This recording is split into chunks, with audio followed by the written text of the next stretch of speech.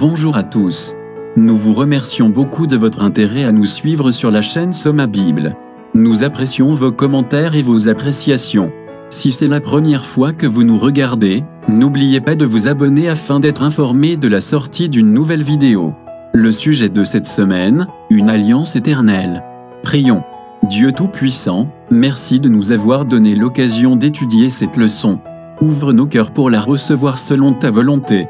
Aide-nous surtout à la mettre en pratique. Nous prions au nom de Jésus. Amen.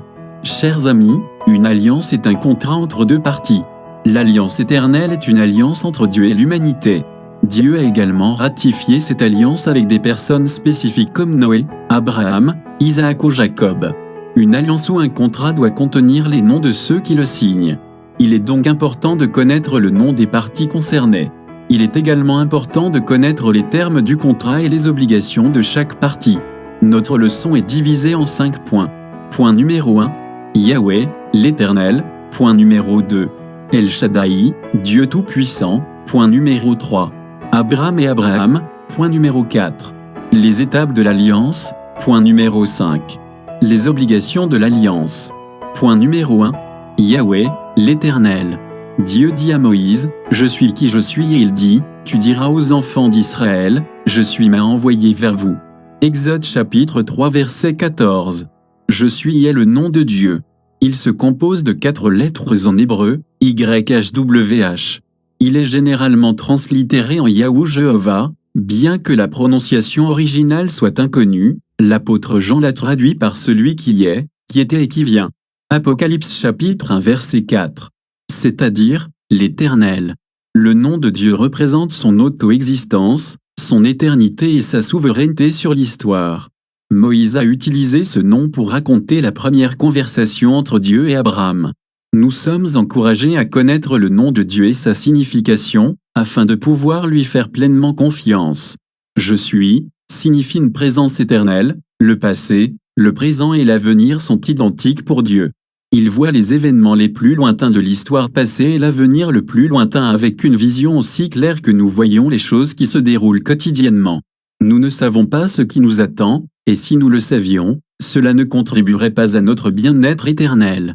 Dieu nous donne l'occasion d'exercer notre foi et notre confiance dans le grand Je suis. Point numéro 2. El Shaddai, Dieu Tout-Puissant. Je suis apparu à Abraham, à Isaac et à Jacob, en tant que Dieu Tout-Puissant. Exode, chapitre 6, verset 3. Lorsque Dieu a ratifié son alliance avec Abraham, il s'est présenté comme le Dieu Tout-Puissant, El Shaddai, dans la Genèse, chapitre 17, verset 1. Abraham ne pouvait pas avoir d'enfant à cause de la faiblesse et de la fragilité de la nature humaine déchue. Néanmoins, le Tout-Puissant avait suffisamment de pouvoir pour rendre cela possible. Genèse, chapitre 17, verset 6. Isaac a béni Jacob au nom de El Shaddai. Genèse chapitre 28 verset 3, et Dieu est apparu devant Jacob en utilisant ce nom. Jacob a également utilisé le même nom, pour bénir d'autres personnes. Dieu est tout-puissant, et il a aussi des richesses infinies. Il est prêt à donner de ses richesses à tous ceux qui les cherchent avec foi et obéissance. On ne t'appellera plus Abraham, mais ton nom sera Abraham, car je t'ai fait père d'une multitude de nations.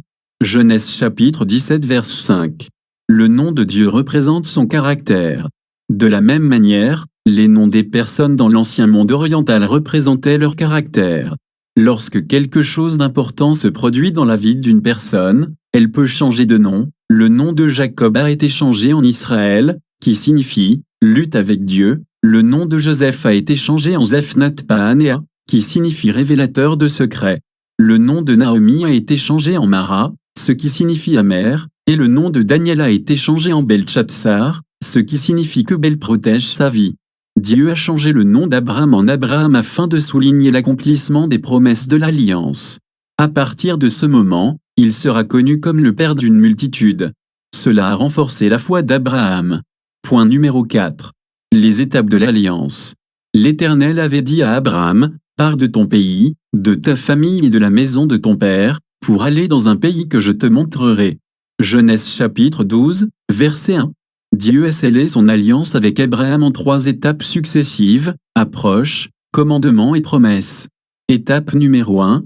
Le Seigneur avait dit à Abraham, « Sors de ton pays, je te bénirai. » Étape numéro 2. Je suis le Seigneur, apporte-moi une génisse, à tes descendants j'ai donné ce pays. Étape numéro 3. Je suis le Dieu Tout-Puissant, tout enfant mâle doit être circoncis, je te donne le pays dans lequel tu es étranger. Dieu a établi cette alliance avec Abraham et ses descendants directement, mais elle couvre également tous les êtres humains. Point numéro 5. Les obligations de l'alliance. Car je l'ai choisi, afin qu'il ordonne à ses fils et à sa maison après lui de garder la voie de l'Éternel, en pratiquant la droiture et la justice, et qu'ainsi l'Éternel accomplisse en faveur d'Abraham les promesses qui lui est faites. Genèse chapitre 18 verset 19. Il faut donc garder la voie de l'Éternel et pratiquer la droiture et la justice pour que Dieu accomplisse les promesses qu'il nous a faites. En effet, il s'agit d'une alliance de grâce. C'est l'initiative de Dieu, et il nous propose de faire ce que nous ne pouvons pas faire. Cependant, ce n'est pas une alliance unilatérale. Ceux qui acceptent l'alliance de Dieu doivent faire leur part. L'alliance est rompue lorsque nous désobéissons à Dieu. Mais ne vous méprenez pas. Dieu ne nous sauve pas parce que nous lui obéissons. Il nous sauve par la grâce seule. Ensuite, notre obéissance à sa loi reflète notre réponse de foi et d'amour. Dieu utilise notre obéissance pour accomplir les promesses de son alliance en nous. Vous vous circoncirez, et ce sera un signe d'alliance entre moi et vous. Genèse chapitre 17 verset 11. Quel était donc le but de la circoncision en tant que signe de l'alliance? 1. Distinguer la postérité d'Abraham des païens. 2. Perpétuer le souvenir de l'alliance. 3. Favoriser la pureté morale. 4. Représenter la justice par la foi. 5. Symboliser la circoncision du cœur. Et enfin, préfigurer le rite chrétien du baptême. Pourquoi la circoncision n'est-elle plus un signe de l'alliance? Après un certain temps, ce signe a été mal interprété comme un moyen de salut, et il a donc perdu sa signification originelle. En Jésus, la circoncision a été remplacée par la foi qui agit par l'amour, une nouvelle création et l'observation des commandements. Lorsque le principe de l'amour est implanté dans le cœur, lorsque l'homme est renouvelé à l'image de celui qui l'a créé, la promesse de la nouvelle alliance s'accomplit. Je mettrai mes lois dans leur cœur, et je les écrirai dans leur esprit. Hébreux, chapitre 10, verset 16. Et si la loi est écrite dans votre cœur, ne va-t-elle pas façonner votre vie? L'obéissance, le service et l'allégeance de l'amour, est le véritable signe du disciple. J'aimerais que vous soyez disciples de Dieu et que la loi de Dieu soit toujours solide dans votre cœur. C'est la fin de cette leçon. Merci encore de nous avoir suivis.